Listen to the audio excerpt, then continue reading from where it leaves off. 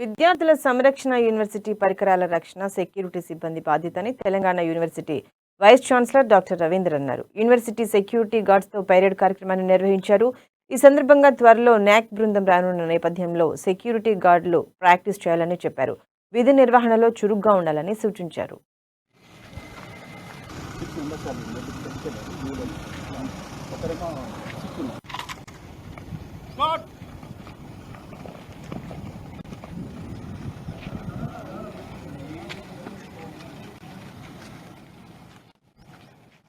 Start, home!